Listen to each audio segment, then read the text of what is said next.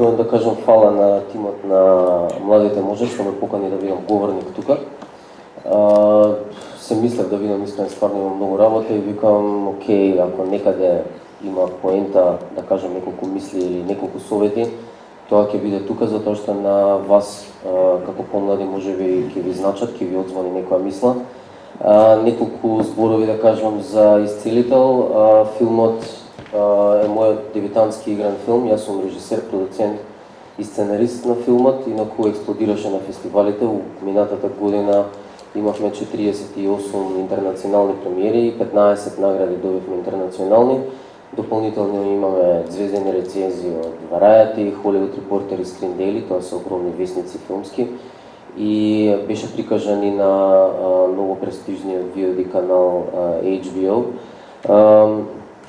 Доаѓам тука со, значи се намачив додека го снима филмот, стварно беа многу непреспиени ноќи, имав огромни нервози, проблеми, сега не пиев апчиња за притисок како мичо, можеби и тоа ќе дојде, не сум сигурен.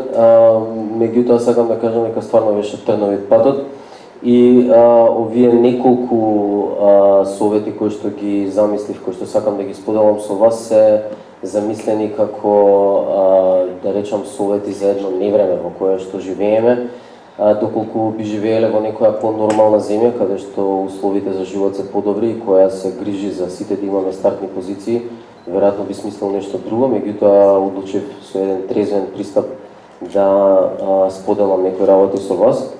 Значи тоа е, сакам да кажам дека овие совети се замислени како да ви помогнат и да бидат во рамките на нешто што е возможно во оваа земја, не е нешто што е некаква фантазмагорија, да кажем, или за некаде на друго место, сигурно може да ви помогнат сега до душе.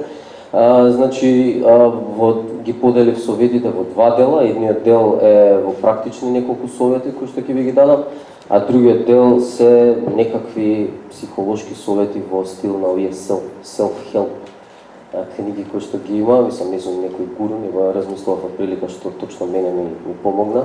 Меѓутоа, првиот совет што ќе ви го дадам, кој што не спаѓа во овие две групи, е многу очигледниот совет кој што многу често го слушате и мислам дека треба да размислите сериозно за тоа, а тоа е да бегате што е можно побрзо од оваа земја.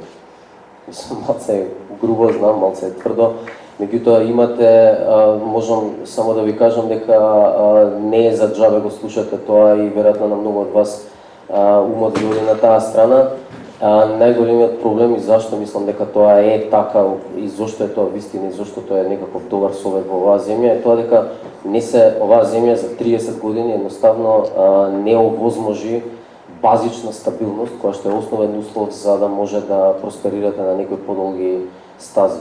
А зошто е тоа така? Затоа што вие може да вложите 10 до 15 години од вашиот живот, да станете специјалисти во некоја област и да дојде некој началник да ви ги прати ујопа и да ви ја затвори фирмата, или не знам, некоја нова власт да ви закачи некоја налепница дека сте соработници со претходните или што и да е. Значи, дефинитивно, ако имате шанса, бегате тука. Добро? Океј, сега, значи, ќе поминам на нешто што стварно може да ви помогне ако сте решили да останете тука, па дури да отидете, не е битно. Значи, вака, од практичните совети, првиот совет што можам да ви го дадам е да научите англиски јазик како да ви е мајчин јазик. Дупките во нашето образование се стварно епски, така што ќе имате многу повеќе шанси да стигнете до стручна литература, до да речеме до некои работи кои што може да ви помогнат во вашата кариера, пишување на мејлови со некои луѓе од надвор, значи самата комуникација, доколку спремате проект за надвор, едноставно функционира, значи буквално се на англиски, тоа е лингва франка денеска, така што научете англиски како да ви е мајчин, научите да зборите, научите да пишувате и нормално да читате, така да тоа е првиот мој совет што можам да ви го дадам. А вториот совет е да го користите интернетот не само како мичо на Facebook, туку и да го користите интернетот за надградба. Значи, интернетот е неверојатна моќна алатка која што може да ви обезбеди пристап до неверојатни информации, можете многу брзо да стигнете било каква стручна литература за ич пари или за мали пари и достапна е веднаш, за разлика од тотално, значи непостоечката преведувачка дејност, особено во стручните области тука кај нас, се е застарено и е проблематично. Значи, за да ги пополните тие дупки во образование, многу е битно да знаете како да го користите интернетот. Меѓутоа тоа нели нормално оди во сооднос со вашето знаење на англискиот јазик, така да научите англиски, научете како да го користите интернетот. Друга работа, научете солидно да пишувате. Многу битна работа за да дојдете до контакт со, мислам, нормално тоа е првата работа што некој кој што потенцијално би ве ангажирал или би бил ваш соработник, првиот момент е да добие нешто напишано од вас, дали е мејл, дали е некое писмо или барање, така што научете да пишувате добро. И последната работа од овие практични, да кажам, мои совети е да научите да користите добро и да работите добро со компјутер. Значи не зборам само за работа на, да речеме, на браузер или Word да користите или Excel, туку и користење на сите дигитални алатки што може да ви помогнат, како Dropbox, например, Google Drive. Научете да користите двојна верификација за да ги заштитите вашите дигитални акаунти, научете да правите бекап. Значи, тоа се мои 4 практични совети кои што мислам дека стварно треба да ги знаете за да може да си ги максимизирате, значи да имате максимум шанси да направите нешто во овие времиња. Ќе се префрлам на тие некои психолошки некакви совети кои што може да ви помогнат. Првиот и основен е дека многу често ќе се соочите со неправди овдека кај нас. Тоа е неминовно, ние сме престолнина на неправдите, меѓутоа битната работа е да неправдите кои што ќе ги осетите неминовно на вашиот грб да ги искористите како мотивација. Тоа е многу битно. И јас сум едно такво злопамтило да ги памтам сите неправди, меѓутоа со секој успех си се расправам со луѓето и му покажувам средниот прст, им кажувам, ете, видете, сум добро, го правам тоа мојава глава, додуше не се јавувам да им кажам, меѓутоа во некоја смисла многу е битно да го претворите тоа со еден џудо зафат во креативна некаква мотивација. Втората работа, што е исто многу битна, е да дадете се од себе во се што работите. Многу е битно затоа што без разлика на резултатот кој можеби нема да се погоди од X причини, можеби нема да биде добар резултатот, знаете, барем ќе знаете дека сте дале се од себе. Тоа е многу битно, мислам, не можам да ви објаснам, ја мислам дека е веројатно најбитниот совет од се ова, затоа што нема барем да си префрлате на самите себе. Едноставно ќе речете, мислам, дури да не испаднат работите како што треба, ќе речете, окей, дадам се од себе и тоа е тоа. Следната работа на мојот список е да не делувате импулсивно. Многу задоволство има во тоа, во сленг кажано кај нас, леле како му го спуштив, значи му ебав мајката. Меѓутоа многу е битно да се воздржите од тоа спуштање, да кажам. Секој има, да речеме, 10 секунди да размисли што да каже пред да почне да делува, освен ако не ве брка лав, што и не е за исклучување тука кај нас, може и тоа да се случи. Меѓутоа, сакам да ви кажам, размислете, бројте до 10 и после реагирајте. Зашто е тоа битно? Затоа што обично кога човек делува импулсивно, многу лесно си прави непријатели. И тоа е следната моја точка, не си правите непотребно непријатели. Тоа е многу битна работа.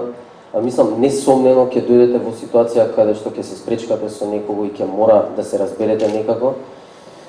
Меѓутоа, погрижете се сите тие недоразбирања да ги решите брзо во вашата работа. Значи не ви викам да не се спречкате, евентуално, мислам, меѓутоа треба да се расправате културно или простете брзо, значи или раскрстете брзо. Многу е битно затоа што расправањето е во суштина многу непродуктивно и едноставно вие троши енергијата за вашата цел, за вашата работа која што сакате да ја постигнете. А најбитната работа во целата ситуација кога со некого сакате да се разберете, едноставно гледајте да се разберете во 4 очи. За да не направите многу непријатели, многу е битно тешките зборови да се кажат во 4 очи. Значи, на страна педер, ваков си, немој друг пат ќе те утапам што и да е. Меѓутоа, сепак тие тешки зборови функционираат многу подобро на страна, затоа што едноставно тоа станува меѓу вас, нема трето лице, нема му давате на човек шанса да ретерира, да се повлече евентуално и да практички да му помагате да ви помогне на вас, едноставно да не станете непријатели. Друга работа е да бидете храбри и доколку вашиот разум наложува, значи доколку стварно мислите дека е исправно, да делувате спротивно на вашите стравови. Јас ги имав многу низ животов, јас сум интроверт, еден повлечен човек кој што беше, значи се зафркавам стално, мразам да летам и мразам да комуницирам со луѓе, а со филмов морам да летам и морам да комуницирам со луѓе.